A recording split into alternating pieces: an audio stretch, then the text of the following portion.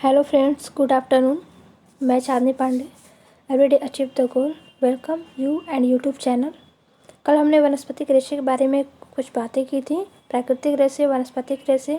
तो वनस्पतिक रेशे तीन तरह की होती हैं, बीज, तना और पत्ते वाले रेशे। ये तीन तरह के होते हैं, जिससे बीज से हमें कपास कपूक प्राप्त होता है। तने वाले रेशे से हमें लिनन, जूट, हेम्प, रेमी, सन, मनीला, कोयार प्राप्त होता है।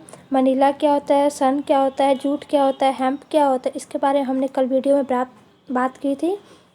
जिन लोगों ने हमारे वीडियो न देखे हो, जाकर के हमारे वीडियो देख सकते हैं। आज हम बात करेंगे खनिज के बारे में। कल हमने आपको प्राणिज जगत से प्राप्त रेशे दो तरह के होते, ऊन और रेशम, इन दोनों के बारे में बात किए थे। आज हम बात करेंगे खनिज, सोना, चांदी और एस्बेस्टस। मैंने ये सोना और चांदी, जो खनिज से प्राप्त हमारा सोना चांदी है, सोने और चांदी से पुराने ज़माने में रेशे तैयार किए जाते थे। उनसे जरी की कढ़ाइयाँ की जाती थी, जिसमें राजा महाराजा अपने वस्त्र पर उसका डिज़ाइन करा के पहनते थे। तो ये हमारे खनिज के रेशे भी एक प्राकृतिक रेशों के अंतर्गत ही आता है। नेचुरल फाइबर इसे भी कहते हैं। इसका उल्लेख रामायण महाभारत में भी हुआ है। मतलब आप कह सकते हो कि जो खनिज रेशे हैं हमारे सोना चांदी, ये राजा महाराजाओं, महाभारत और रामायण में भी इसका उल्लेख मिलता है। चांदी जो हमारा सिल्वर,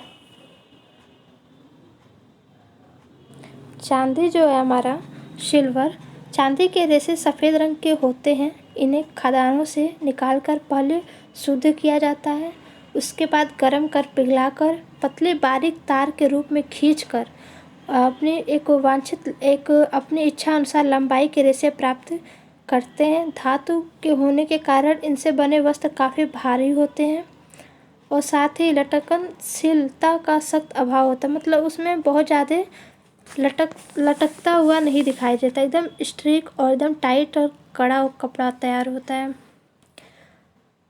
चांदी के तार से वस्त्रों को काफ़ी सुंदर और आकर्षक रूप दिया जाता है, जिससे वह धुलाई करना एक असमस्या।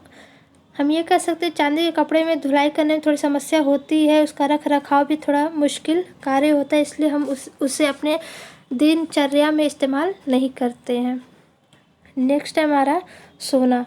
तो सोने के रेशे भी चांदी के समान ही प्राप्त किए जाते हैं, परंतु सोने से सजे वस्त्र काफ़ी महंगे होते हैं। इसमें निर्मित वस्त्रों का प्रयोग भी सीमित ही होता है, परंतु शादी विवाह पार्टी के अवसर पर इसे पहनने जाते हैं। सोने के तारों से जड़े वस्त्र अत्यंत सुंदर अलौकिक भी होते हैं। ऐसे वस्त्र सही तरीके से शरीर पर ड्रेप नहीं करते हैं, मतलब सही तरीके से फिट नहीं होते हैं। ये एक वैभव के प्रतीक होते हैं। सोने चांदी महंगे होने के कारण अब इसका उपयोग कम ही होने लगा है। फिर भी तांबे के तार को सोने चांदी का लेप करके कम मूल्य का धागा बनाया जाता है।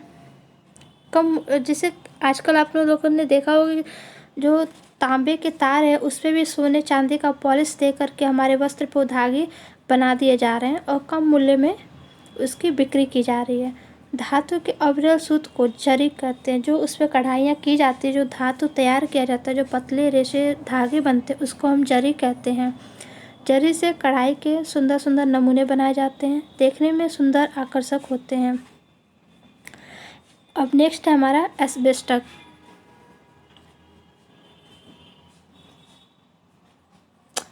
एस्बेस्टस के रेशे से भी वस्त्र बनाए जाते हैं। एस्बेस्टस दक्षिण अमेरिका, कनाडा, इटली में विभिन्न चट्टानों के रूप में पाए जाते हैं। इनके चट्टानों से रेशे निकाले जाते हैं। इनके रेशे महीन, कोमल और लंबे, लचीले, मजबूत होते हैं। इनकी पलाई जो सूत होती है, इनसे धागों का निर्माण किया जाता है। एस्बेस्टस के धागे आग से नहीं जलते हैं, इसलिए इसे हम आग से बचने के लिए एस्बेस्टस के रेशे से हम वस्त्र तैयार करते हैं। वो वस्त्र हमें आग से और ज्वलनशीलों से जलने से बचाती है। तो इसे हम कहते हैं एस्बेस्टस के धागे अज्वलनशील, अम्ल अवरोधक, नमी अवरोधक व जंग अवरोधक होते हैं। एस्बेस्टस के इन्हीं विलक्षण गुणों के कारण इनका उपयोग रासायनिक प्रयोगशाला में सर्वाधिक होता है। इनसे advance type of fire fighting suit तैयार किए जाते हैं। वे कर्मचारी जो अग्निशमन विभाग में काम करते हैं उनके लिए ये वस्त्र स्पेशली तैयार किए जाते हैं। इनसे थिएटर कर्टन, ट्रेपरीज, अग्नि अवरोधक परिसज्जा वाले वस्त्र और ज्वलनशील पर्दे आदि बनाए जाते हैं। एस्बेस्टस में ध्वनि अवशोषक के भी गुण पाए जाते हैं। नेक्स्ट है हमारा कृत्रिम। कृत्रिम से हमारे दो तरह के रेशे प्राप्त होते हैं, मानवकृत और संश्लेषित या रासायनिक। जो मानव ने खुद अपने निर्माण किया और कुछ ऐसे हैं जो रासायनिक के द्वारा हम लोगों निर्माण हुआ है।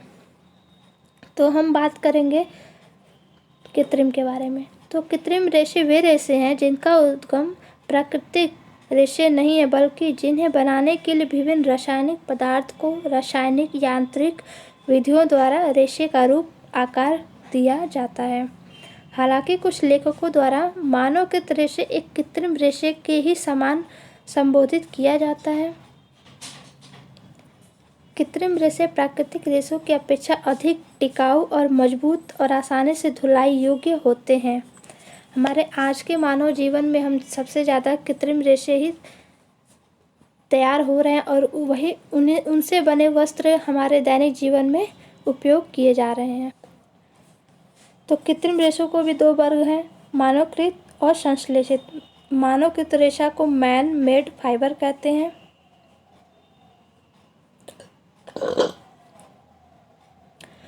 संश्लेषित रेशा केमिकल सिंथेटिक फाइबर कहते हैं। सिंथेटिक आप लोगों ने नाम सुना होगा कि आजकल सिंथेटिक्स के कपड़े बहुत ज़्यादा प्रचलित हैं। बहुत ज़्यादा लोग अपने दिनचर्या में उस कपड़े का यूज़ कर रहे हैं। तो जो सिंथेटिक फाइबर है ये एक रासायनिक केमिकल द्वारा तैयार किया जाता है। मानवकृत रेशा जिसके अंतर्गत रेयान आता है। मानवकृत रेशे में सबसे पहले रेयान का आविष्कार किया गया था। वह भी कृत्रिम रेशा ही है क्योंकि इसके निर्माण के लिए भी रासायनिक पदार्थों विधियों का प्रयोग किया जाता है। तो आप लोग ये देखिए कि मानवकृत सबसे पहला प्रथम रेशा रेयान है। इस प्रकार कृत्रिम रेशों को दो वर्गों में विभाजित करने का मुख्य कारण इनके प्राप्ति के स्रोत। मानवकृत रेशे प्राप्त की जाती है चाहे वह रुई के बिल्कुल ही छोटे रेशों, पेड़ की भीतर की लुगदी, बाँस या अनाज या सोयाबीन से प्राप्त प्रोटीन हो। उन सारी चीज़ों से हम रेशे तैयार करते हैं। अप्राकृतिक रूप से तैयार रेशे रासायनिक या संश्लेषित रेशे कहलाते हैं। जो अप्राकृतिक होते हैं वही रासायनिक और संश्लेषित रेशे कहलाते हैं। प्राकृतिक रेशे हमने आपको पढ़ाया कि कपास, ऊन, रेशम ये सब क्या है, लिनन, जूट, हेम्प, ये सब प्राकृतिक रेशे। लेकिन अप्राकृतिक रेशे कौन कौन से हैं? तो नायलॉन, डेक्रोन, अर्नॉल, एक्रिलॉन, डरवन, सारन, ये सब क्या है और अप्राकृतिक रेशे हैं। इनमें प्राकृतिक रेशों की उपस्थिति लेंस मात्र भी नहीं होती है। ये रेशे पूर्णतः तंतु विहीन होते हैं। इनका निर्माण केवल कुछ तत्वों के सम्मिश्रण जैसे कार्बन डाइऑक्साइड, हाइड्रोजन, ऑक्सीजन से होता है। तो रेयान के धागे अत्यंत ही कोमल, मुलायम और चमकदार, सूक्ष्म और सुंदर होते हैं। देखने में ये रेशम के समान ही लगते हैं, इसलिए इन्हें कृत्रिम रेशम भी कहा जाता है। रेयान के भी 3 टाइप्स हैं। हम उसके बारे में भी देखेंगे कि रेयान के भी डिफरेंट टाइप्स कौन कौन से हैं। तो नाइट्रोसेल्यूलोज, यहाँ पे आप लोग देख पा रहे होंगे कि ये नाइट्रो जो सेलुलोज है ये आपका रेयान के टाइप्स हैं।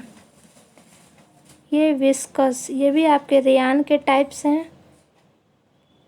क्यूप्रमोनियम जो ये भी आपका रेयान के ही टाइप्स हैं। ये तीनों आपके रेयान के टाइप्स हैं। रेयान क्या है? तो मानवकृत रेशों से प्राप्त ही एक रेशा है जिसे हम रेयान कहते हैं।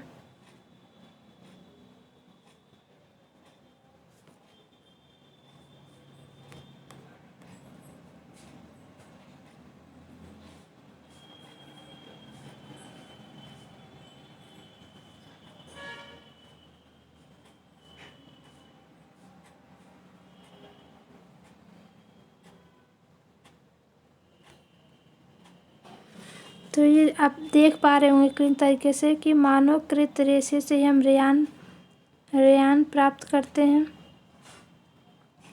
रेयान प्राप्त करते हैं, सॉरी,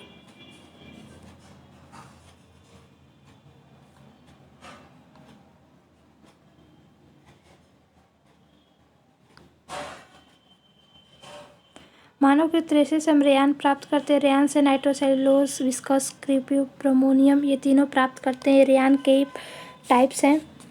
तो ये नाइट्रोसेलुलोज होता क्या है?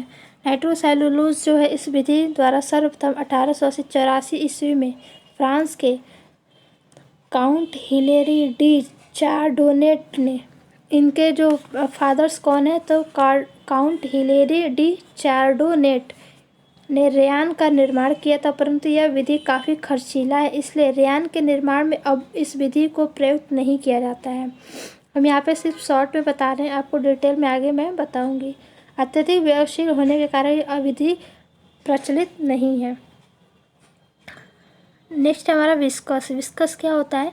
इस विधि द्वारा बनाए गए रेयान के वस्त्र अच्छे, सुंदर, कोमल, आकर्षक, सस्ते होते हैं। यह 1892 ईस्वी में इंग्लैंड के वैज्ञानिक वेवन क्रॉस व मिडल ने किया था। इस विधि में कपास, लिंटरस, बॉस तथा लकड़ी के कास्टिक सोडा की प्रतिक्रिया कराई जाती है विस्कस में। नेक्स्ट हमारा कुप्रमोनियम विधि। कुप्रमोनियम विधि, इस विधि द्वारा रेयान का आविष्कार फ्रांस के वैज्ञानिक LH देस्पिंजिस ने सन 1890 ईस्वी में किया था। रुई की पट्टी व लकड़ी के लुगदी को कास्टिक सोडा एस के साथ उबाला जाता है। इसके साथ क्लोरीन Cl2 में ब्लीच करके सूखने हेतु छोड़ दिया जाता है।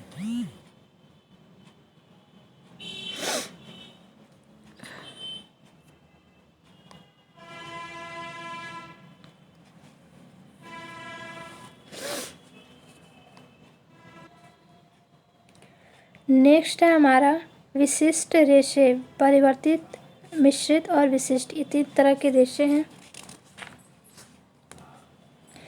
जिसमें हम जिसमें उपयुक्त सभी प्रकार के रेशे अतिरिक्त ही कुछ अन्य प्रकार के रेशे कहते हैं इन्हें। इसमें स्पेशल हेयर फाइबर होता है विशिष्ट बाल रेशे में। कुछ विशेष प्रकार के जानवर के बालों से, जैसे अलपाका, लामा, विक्यूना, कश्मीरी बकरी, अंगोरा ऊँट, मोहेर, खरगोश, इन सब चीज़ों से जो प्राप्त वस्त्र तैयार किया जाता है उन्हें विशिष्ट बाल रेशे कहते हैं। मिश्रित रेशे। विभिन्न रेशों को मिलाकर एक नए किस्म के रेशों का निर्माण किया जाता है। ये रेशे अत्यंत ही मजबूत, टिकाऊ, सुंदर और आरामदायक होते हैं। वर्तमान में मिश्रित रेशों से विभिन्न वस्त्रों की मांग काफ़ी बढ़ी है। महंगे रेशों से सस्ते रेशे मिलाकर साधारण वस्त्र तैयार किए जाते हैं। ये मिश्रित रेशे कहलाते हैं। जैसे टेरिकॉट हो गया, टेरी ऊल हो गया, कॉट्स ऊल हो गया, ये सब क्या है? मिश्रित है और सस्ते भी हैं। परिवर्तित रेशे, मॉडिफाइड फाइबर। आधुनिक युग में वस्त्र निर्माण के क्षेत्र में उन्नति होने के साथ ही नए नए रेशों का निर्माण होने लगा है। कुछ विशेष रेशों में रासायनिक प्रक्रियाओं के द्वारा उनके रूप, आकार, गुण आदि में परिवर्तन कर दिया जाता है, जिससे वे रेशे अपना मौलिक रूप और आकार तैयार कर लेते हैं। ये आपका परिवर्तित रेशे होते हैं। कपास के रेशों पर रासायनिक प्रतिक्रियाओं के द्वारा मर्सराइज्ड कॉटन का निर्माण किया जाता है। अन्य प्रकार के मर्सराइज्ड वस्त्र भी ऐसे ही बनते हैं। तो ये कुछ रहा हमारा वानस्पतिक रेशे। नेक्स्ट वीडियो में हम इन सब के बारे में एक एक करके आपको नोट्स बनाऊंगी। नोट्स आपको टेलीग्राम चैनल पे हमारे मिल जाएगा।